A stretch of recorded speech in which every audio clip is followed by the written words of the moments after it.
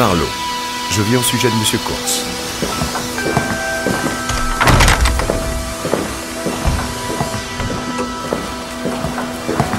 Veuillez patienter ici, s'il vous plaît, Monsieur Marlowe. Je vais avertir mademoiselle de votre présence.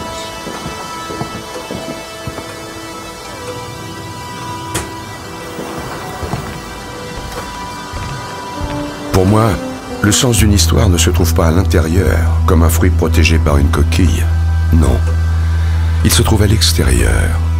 Le sens enveloppe l'histoire qu'il a elle-même engendrée, comme ces halos embrumés que l'on voit parfois dans l'illumination d'un clair de lune.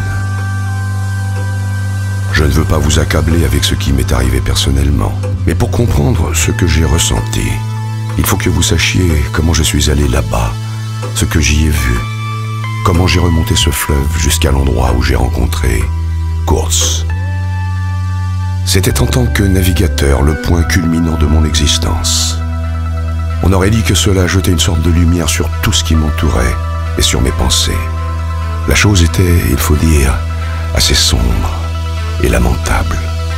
Pas trop distincte non plus. Non, pas trop distincte.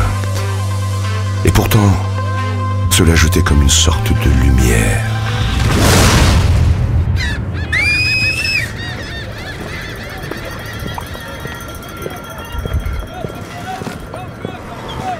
J'étais tout récemment revenu à Londres après une bonne dose d'océan Indien, de Pacifique, de mer de Chine, une bonne dose d'Orient.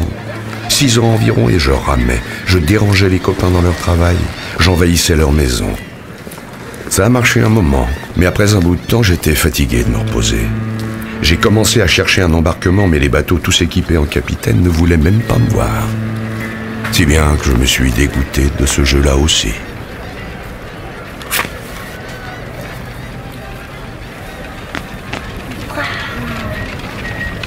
Eh monsieur, vous avez vu la carte?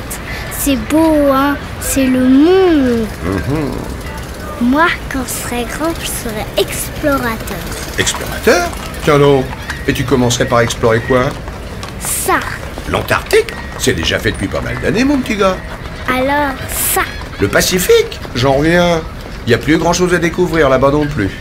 Et c'est quoi cette grande taille jaune en plein milieu de la carte? Ça, c'est l'Afrique. C'est une terre...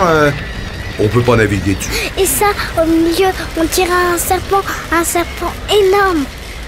C'est bien une rivière, non? C'est un fleuve, le Congo. Congo? Waouh! Moi, quand je serai grand, c'est ça que j'irai explorer.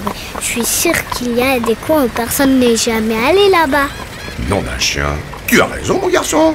C'est sûr, c'est là-bas que je pourrais trouver du travail. Oh, il doit bien employer des sortes de bateaux sur toute cette eau douce. Et monsieur, vous êtes sérieux? Vous allez vraiment partir là-bas? Et monsieur, vous voulez pas m'emmener avec vous? Je venais de me rappeler qu'il y avait une grosse affaire, une compagnie affectée au commerce sur le Congo. Je longeais Fleet Street sans pouvoir me débarrasser de cette idée. Le serpent m'avait ensorcelé.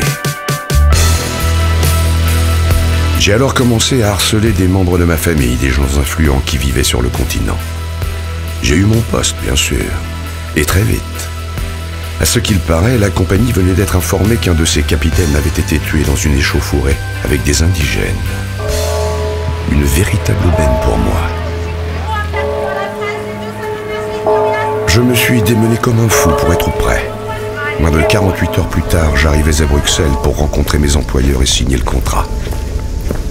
Je dénichais les bureaux de la compagnie dans une rue étroite et déserte. De hautes maisons, des ombres épaisses, un silence mortel, de l'herbe qui poussait entre les pavés. J'aboutis enfin devant d'immenses doubles portes à l'entrebâillement impressionnant.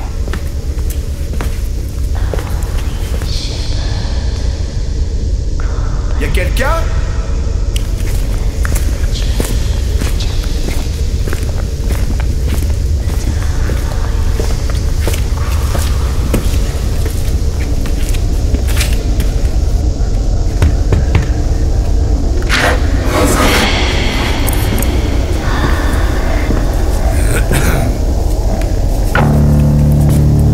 Deux femmes, l'une grasse, l'autre maigre, étaient assises et tricotaient de la laine noire.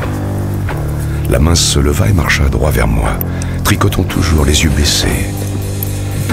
Et c'est seulement comme je pensais m'écarter de son chemin, comme on ferait pour une somnambule, qu'elle s'arrêta et leva la tête.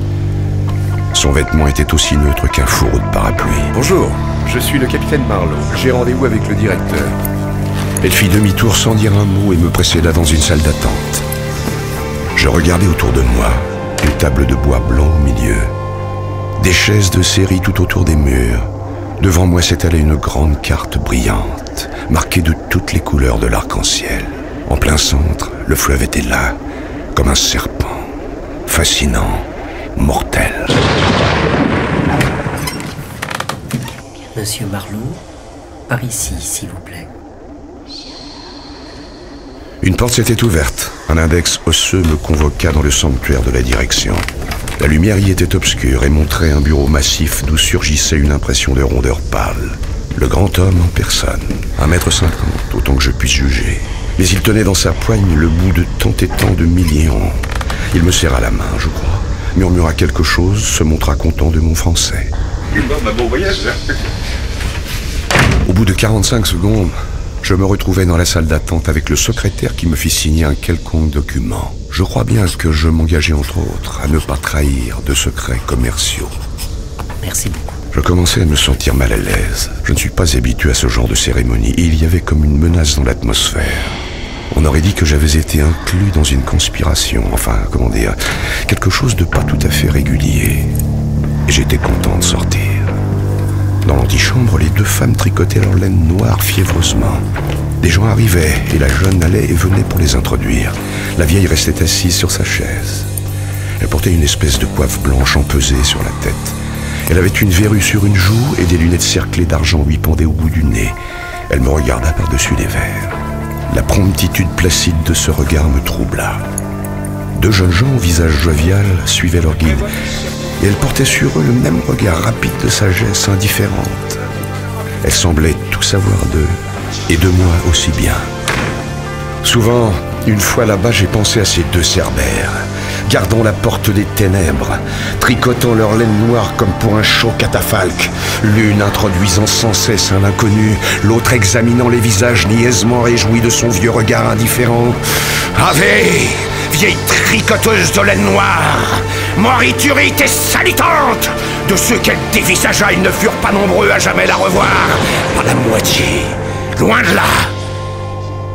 Monsieur Marlowe, il y a encore la visite au docteur. Une simple formalité.